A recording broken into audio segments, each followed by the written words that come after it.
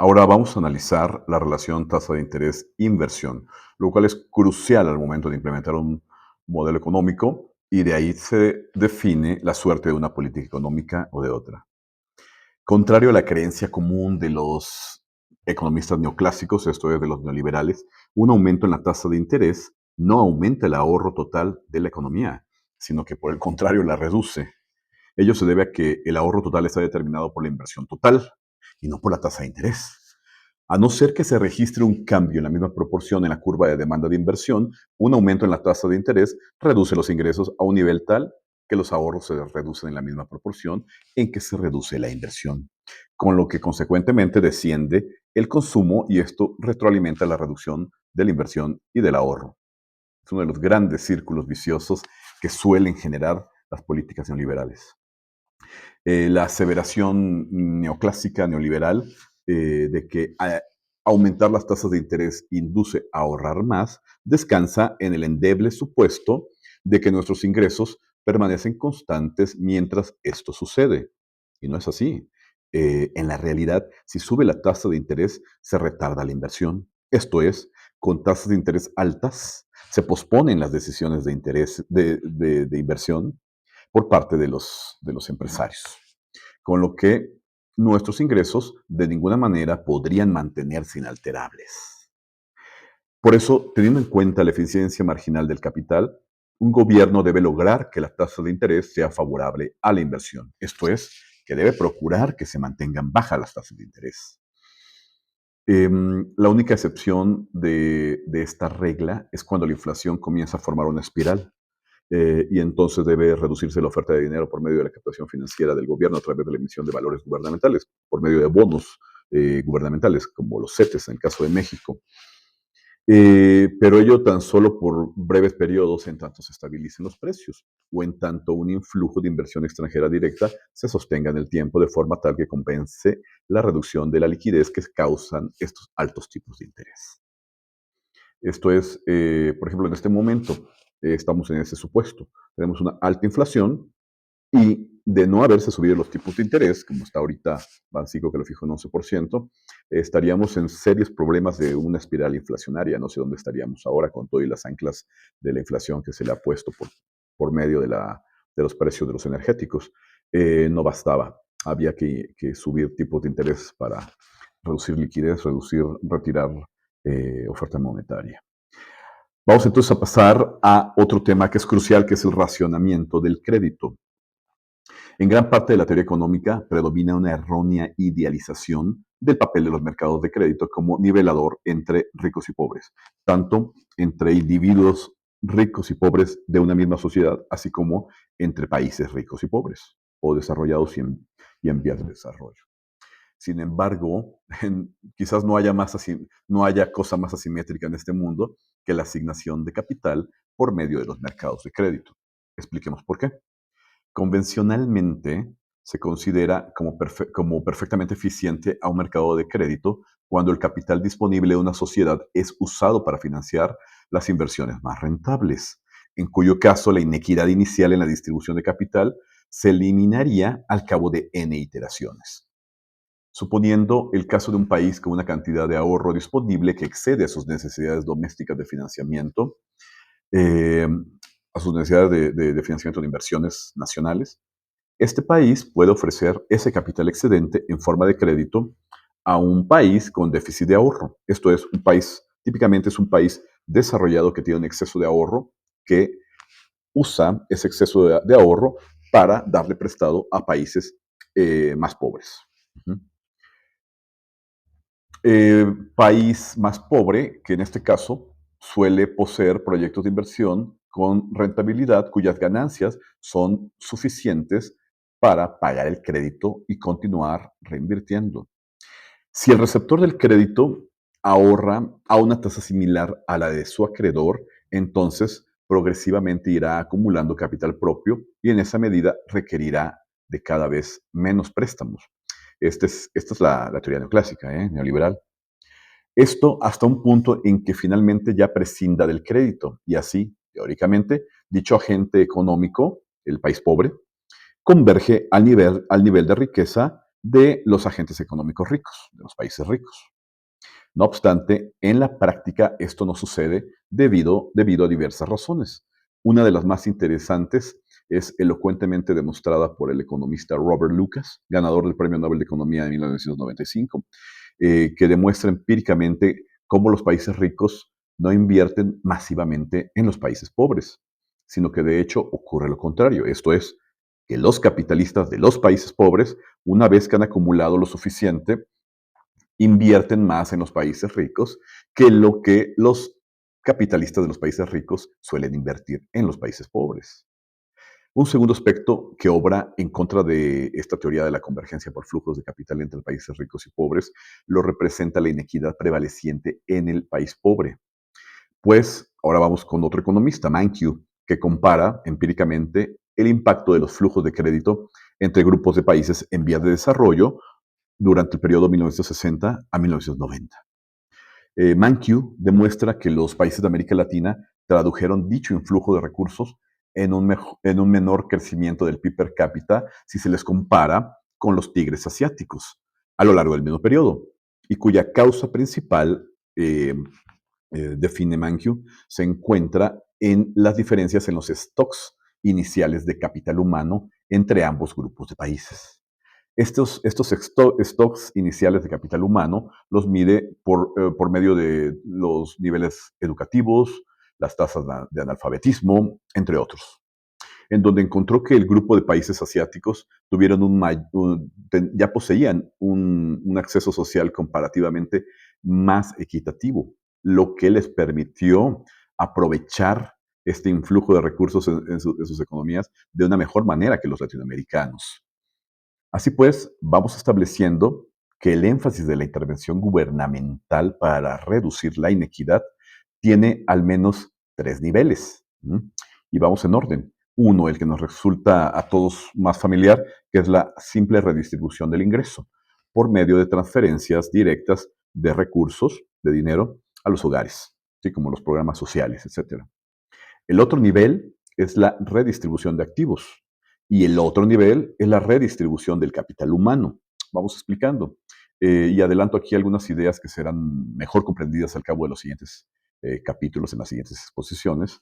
Por ejemplo, el hecho de que la redistribución del ingreso, la simple transferencia por medio de programas sociales, es benéfica, es muy benéfica, pero es perenne e insostenible, ¿sí? De ahí que un modelo económico debe considerar esas transferencias a los hogares como algo imprescindible e irreductible, en tanto el país continúe siendo altamente inequitativo. No los debes de retirar.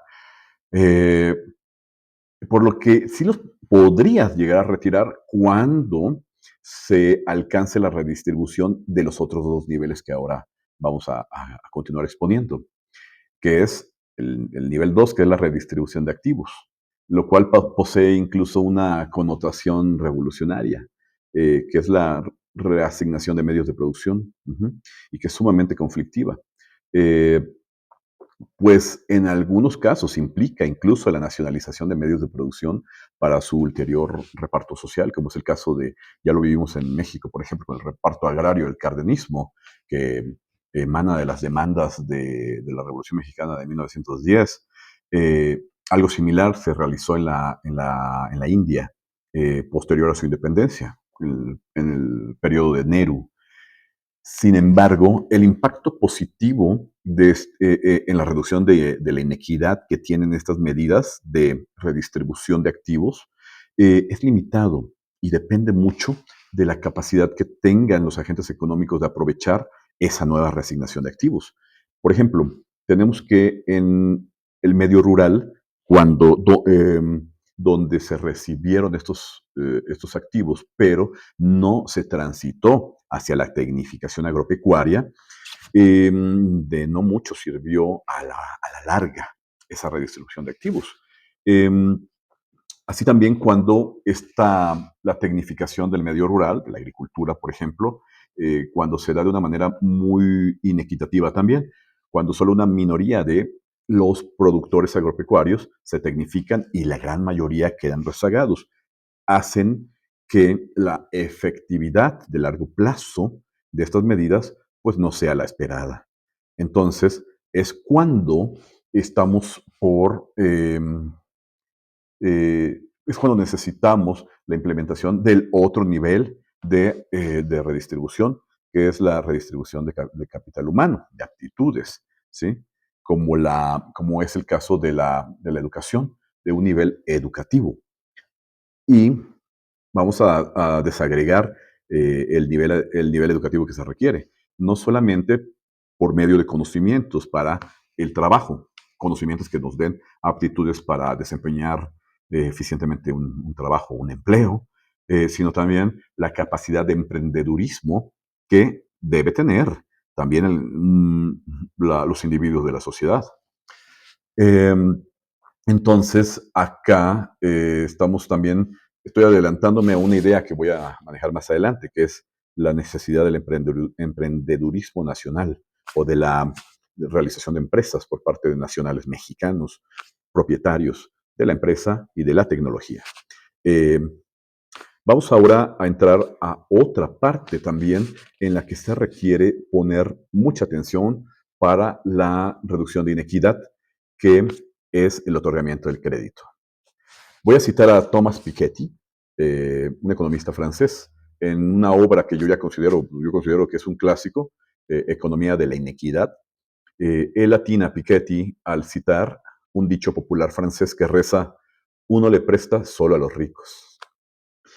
Esto ayuda a explicar que en la práctica un acreedor confía más en la recuperación de su dinero prestado cuando el deudor demuestra tener mayor capacidad económica, o sea, que es más rico, explicando que la única cosa que los acreedores pueden hacer para asegurar la recuperación del dinero prestado es exigir que el deudor aporte un colateral, esto es, una inversión colateral, esto es, que invierte en el proyecto, en la empresa, un tanto igual que el dinero que le fue prestado, de forma tal que el deudor arriesgue en el proyecto con dinero de su propio bolsillo. Con eso se establece un compromiso creíble de la empresa en la que se están embarcando ambos, de forma tal que esa aportación con recursos propios se convierte en una prueba de confianza sobre la viabilidad del proyecto.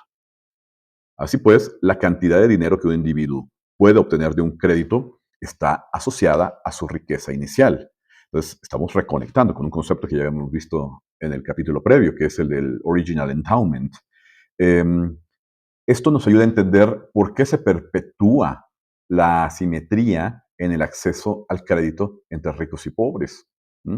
Recordemos la existencia también de primas de riesgo cuando el deudor tiene un perfil de no suficiente credibilidad para el éxito de la empresa en la que está iniciándose. Así que predominantemente, solo los ricos tienen riqueza inicial creíblemente suficiente para garantizar el pago del crédito. Aquí es entonces donde esto lo tenemos que extrapolar, esta lógica, también a las empresas, ¿no? Las empresas pequeñas y las grandes, etcétera. En términos de las empresas, es donde entra el entendimiento de por qué la banca de desarrollo es tan importante, tan imprescindible para el desarrollo de un país, en donde la banca de desarrollo debe ser usada para otorgarle crédito a aquellas empresas que son chicas o que tienen poco expertise, etcétera. Em, Comparado con empresas grandes que ya pueden acceder a créditos comerciales en condiciones convenientes a ellos. Y si esto lo llevamos a los individuos, a la gente común, también tenemos que retomar la banca social al estilo de los microcréditos del Grameen Bank de Bangladesh, que está especializado en el otorgamiento de crédito para hogares rurales pobres que son excluidos del sistema bancario tradicional. Y estos microcréditos han permitido a millones de campesinos en ya diversos países financiar la adquisición de equipos y aumentar así su productividad. En el caso de México, tenemos que eh, plantear con seriedad la pertinencia de utilizar estos esquemas de microcrédito tipo Grameen Bank para el propio Banco del Bienestar, por ejemplo. Muy bien, pasemos ahora a otro tema, que es un tema técnico que a los no economistas no les va a motivar mucho, pero se tiene que tocar si queremos presentar un modelo con una seriedad lo suficiente eh, para implementarse correctamente. En esta sección, que es el tema es la propensión a consumir y los multiplicadores de la inversión y del empleo. Así pues, vamos a recuperar dos conceptos fundamentales de Keynes y uno de Kahn, que han caído prácticamente en el olvido en México, a pesar de que nunca debieron descuidarse ni por un segundo. Comencemos por el concepto de la propensión marginal a consumir de Keynes, la cual consiste en el aumento en el consumo como resultado del aumento en el ingreso. Eh, Ambos en términos de unidades de salario, denotado por la expresión que pongo a continuación aquí en pantalla. Está expresado matemáticamente en términos de derivadas. Ahí se ve, o sea, la derivada del consumo respecto de la derivada del ingreso. De lo anterior se puede deducir que un incremento en la producción se dividirá entre incrementos en el consumo y en la inversión. Esto es la ecuación que pongo aquí nuevamente en pantalla, donde se puede ver delta de Y, que es delta de la producción, el incremento en la producción, equivale a la suma de los incrementos en el consumo y en la inversión. De forma tal que esta expresión puede reescribirse como se expresa a continuación. Delta de incremento en la producción equivale al multiplicador de la inversión, K, por el incremento en la inversión, en donde 1 menos el inverso de este multiplicador de la inversión es igual a la propensión marginal a consumir y K es el multiplicador de la inversión. El multiplicador de la inversión mide el aumento en el ingreso como respuesta a un aumento en la inversión. Acá lo tenemos también expresado en términos de derivadas. Vamos a pasar ahora al otro concepto fundamental, que es el multiplicador del empleo, de Kahn, mismo que nos expresa la medida en que aumenta el empleo total como resultado de un aumento en el empleo primario en las industrias de inversión. Aquí es expresado como K' igual a la derivada del aumento en el empleo respecto a la derivada del aumento en el empleo primario en las industrias de inversión. El uso combinado de estos multiplicadores nos permite saber en qué medida debe aumentar el empleo para generar un aumento en el ingreso real suficiente para inducir al público a realizar ahorros extraordinarios. Los incrementos en la inversión son entonces resultados de aumento de los ahorros. Sin embargo, el público no aumentará sus ahorros a menos que su salario esté subiendo. Esto es, que hay una rampa. Acá debemos cuidar enormemente el tipo de consumo con que los aumentos en los ingresos se genere. Esto es, se tiene que tener mucho cuidado de que tengamos una capacidad productiva que vaya acompañando a los aumentos en la demanda, ¿sí? En el consumo en última instancia. Pasamos ahora a una sección que para mí es básica y que ha titulado La imprescindible industria nacional. Señala atinadamente Keynes que el aumento en el empleo debido a un aumento en la inversión debe estimular necesariamente las industrias que producen para el consumo y así ocasionar un aumento total del empleo. Esto es que ya que hemos estimulado el consumo, se debe estimular también la industria para que fabrique esos bienes de consumo. De otra forma, estaríamos generando desequilibrios externos. Ahora, esto que Keynes señala implica la presencia de una economía cerrada, la forma en la que él lo expone. Em, por eso, para que el consumo adicional estimulado por el aumento del ingreso no provoque desequilibrios externos, en el caso de una economía abierta como la mexicana, es necesario que la industria nacional productora de bienes de consumo sea fuerte y o que existan barreras arancelarias selectivas lo suficientemente altas para evitar incurrir en fuertes déficits de la balanza comercial y beneficiar, esto solamente beneficiaría estos aumentos en inversión, predominantemente pública, en última instancia acabarían por solo beneficiar a importadores nacionales y a la industria de bienes de consumo, pero de extranjeros en otros países. Por ello es fundamental que reestructuremos la economía mexicana en dirección de la reindustrialización nacional y de la generación de industrias de última generación en simultáneo al fortalecimiento de los ingresos. En esta primera etapa del gobierno de la 4T se logró muy exitosamente el fortalecimiento de la demanda agregada. Sin embargo, en esta nueva etapa se tiene que avanzar a la generación de industrias nacionales, de propiedad de nacionales mexicanos. De forma tal que, bueno, de no implementarse pari passu estas medidas, pari passu es al mismo paso, es un latinismo, de no implementarse pari passu estas medidas, el resultado del fortalecimiento de la demanda efectiva puede ser contraproducente, pues en ausencia de una fuerte industria nacional acompañada de una política comercial relativamente proteccionista, sus resultados serán inflacionarios y de creciente déficit comercial. En algún punto, el influjo de inversiones extranjeras directas por el nearshoring o por lo que sea, va a desacelerarse. Y ahí es donde tenemos que estar preparados con una fuerte política de industrialización. Pasamos ahora a la siguiente sección, que es la prudente apertura comercial. Los cambios externos son siempre importantes, y más aún con el actual nivel de apertura de la economía mexicana. Existe una especie de normalización de la apertura comercial en este país, en la que ya se ha terminado por aceptar como normal que no tenemos de otra, que tenemos que estar globalizados y abiertos económicamente, comercialmente. Durante los últimos 15 años incluso, las críticas de los economistas de izquierda o simplemente críticos a la apertura indiscriminada, ya como que ya cesaron, ya no se oyen tan fuerte, quizás por el cansancio de tanto tiempo de repetir eh, las mismas críticas y que básicamente no ha habido una respuesta en consecuencia. Eh, bueno, eh, sin embargo, la liberalización comercial y la apertura económica que se iniciaron desde mediados de los 80 continúan condicionando fuertemente a nuestra economía nacional.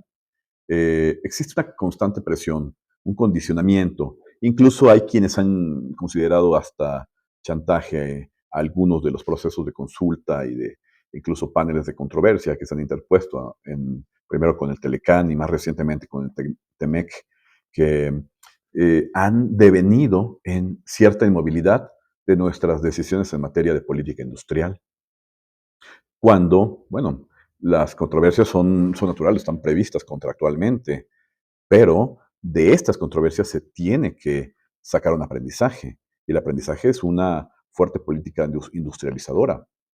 Vamos ahora a hablar, vamos a hacer un pequeño paréntesis eh, sobre el tema de los estados-nación.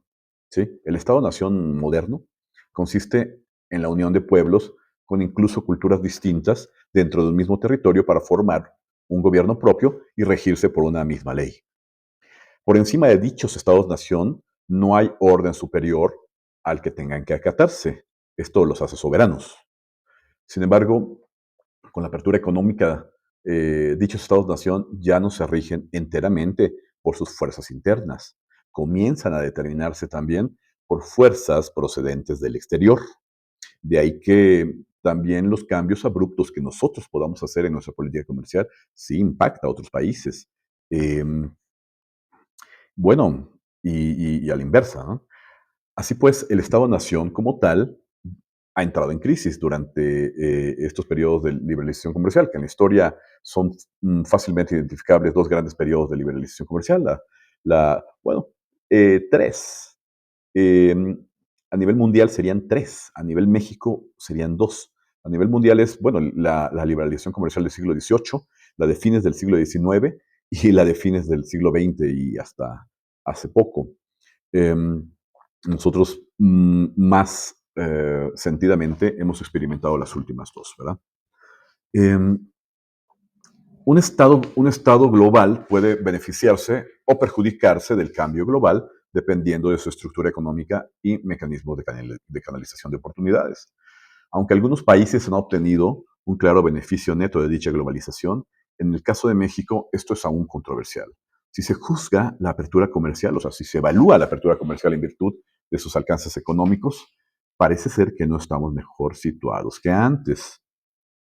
Em, el efecto de la crisis económica de finales de 1994, combinado con los lentos pero crecientes efectos negativos netos de la apertura económica, nos advierten sobre la necesidad de cuidarnos tanto de errores internos de política económica como de choques externos. De lo anterior da cuenta el formidable aumento en las exportaciones de la economía mexicana a partir de 1995, mismas que, sin embargo, tienen un menor crecimiento acumulado que el valor de las importaciones acumuladas durante el mismo periodo, 1995 al 2022, por ejemplo, traídas a valor presente, ambas, hay un déficit. ¿Sí? Asimismo, el efecto positivo derivado de algunas pocas empresas mexicanas que lograron penetrar en mercados extranjeros desde los noventas, como Carso, Bimbo, Cemex, bueno, Cemex ya ni es mexicana, se ve claramente este efecto positivo en unas pocas empresas, se ve claramente contrarrestado por la desintegración de cientos de pequeñas y medianas empresas en el país durante ese periodo. Además de, a fin de cuentas, una penetración de capitales extranjeros en nuestros mercados internos superior a la penetración de capitales mexicanos en mercados externos. Así, el beneficio neto de la apertura económica y de la liberalización comercial ha sido negativo. No obstante, la apertura económica y la liberalización comercial no son malas en sí. Lo que es malo es su dogmática adopción y la sobreestimación de la capacidad de ajuste del resto de la economía y el proceso que le deviene. Em, Muy bien. Así pues, tenemos que cuestionar, revisar esta apertura comercial de nuestro país y no debería descartarse una revisión sector por sector de aranceles. Quizás no abruptamente, lentamente, pero ya iniciar.